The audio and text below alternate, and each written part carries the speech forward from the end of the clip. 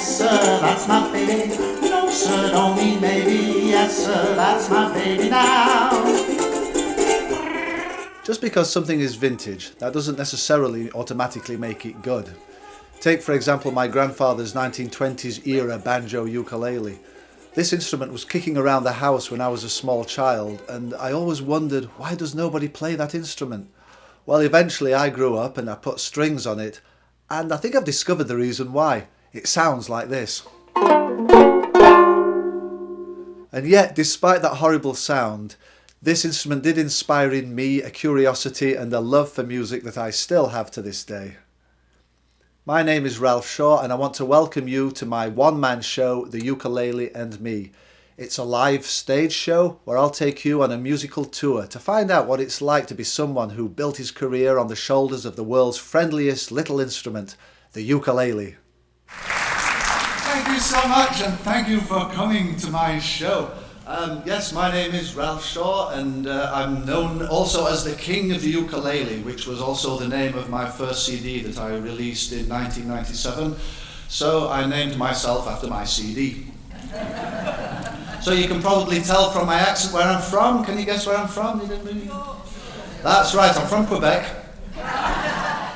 As well as being a show about the history of the ukulele and its most loved performers, you'll also learn about my journey from owning a stringless ukulele to studying physics to becoming a professional ukulele player. We did have a ukulele in the house, but it wasn't one of these. It was a banjo ukulele that had belonged to my grandfather. The only thing about it was, though, and I remember this clearly as a child, the instrument had no strings. So I remember being really young and going, why does that drum have a handle? Plus, I get to impersonate some of my favourite ukulele players. Those giants who inspired me and who brought the ukulele to the forefront of world attention. You'll get to meet characters like the great Tiny Tim. For some of you know, this is not the Charles Dickens Tiny Tim from A Christmas Carol. He looked very strange. He did something else that was strange. He always carried a shopping bag, and in that shopping bag he had this weird little instrument, a ukulele. And if I kiss you in the garden, in the moonlight, will you pardon me? Come tiptoe through the tulips with me. And learn about one of Britain's most iconic entertainers, Mr. George Formby. Does anybody want to request the George Formby song? Right, I heard Leaning on a Lamppost, but more of you saying When I'm Cleaning Windows, right? That's probably his most famous song, and it was banned by the BBC in the 1930s. Well, there's a famous talkie queen, she looks a flapper on the screen, she's more like 80 than 18. When I'm cleaning windows, she pulls her hair all down behind, then pulls down her, never mind, and after that pulls down the blind. When I'm cleaning windows in my... Of course, we must not forget the Hawaiian roots of the instrument that they named the ukulele, or jumping flea. So the Hawaiians, they were there playing their ukuleles in the late 1800s, early 1900s, but the rest of the world didn't know about their instrument. That is until 1915, and there was a big expo in San Francisco to celebrate the opening of the Panama Canal. What an event that was! Finally, the Atlantic and Pacific Oceans were joined so shipping could go safely through the middle of the American continent instead of having to make the dangerous voyage around the southern tip of South America. So the Hawaiian Board of Commerce paid to have a pavilion there at the expo, and it's estimated that 17 million American mainlanders went through that pavilion and for the first time saw and heard the Hawaiian culture. Humu humu nuku nuku akua'a. Do you all know what that is? That's right. It's a kind of fish. You would have thought the Hawaiians, being an island nation and eating fish for just about every other meal, they'd call it something maybe shorter.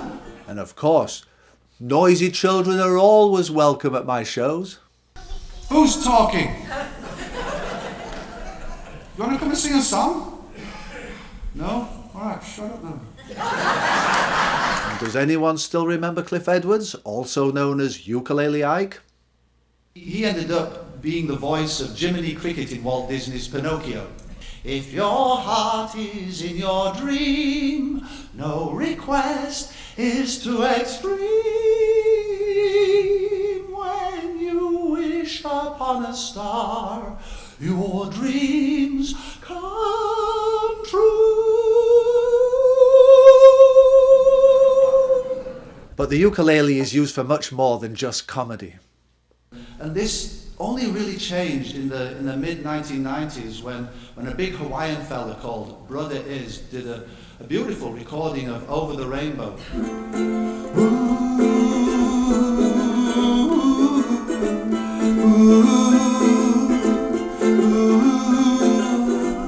Somewhere over the rainbow, way up high, and the dream that you dared to once in a lullaby.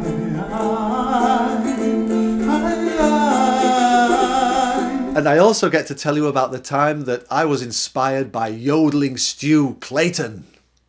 Everything was bouncing around, and after that died down, he said, "Well, thank you all very much," he said.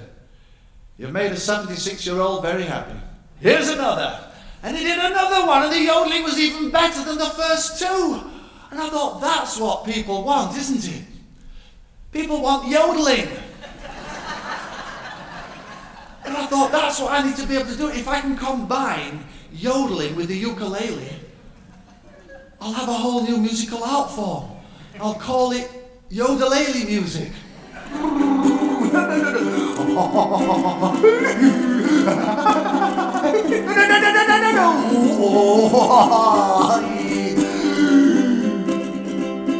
Well, my yodel teacher told me I'm a yodeling hopeless case.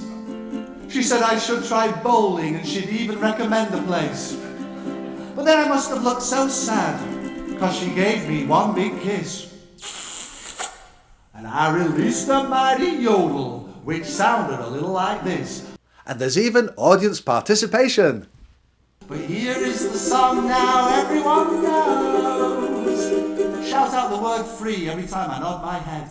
Walkings, talkings, at least that's what the politicians tell me. Your health is, if you have a moment, hear my plea. Won't someone please, won't someone please, won't someone please buy my CD? So come prepared to laugh and swoon as me and my ukuleles turn your day into one long smile. La, la, la. Come on now. La, la, la.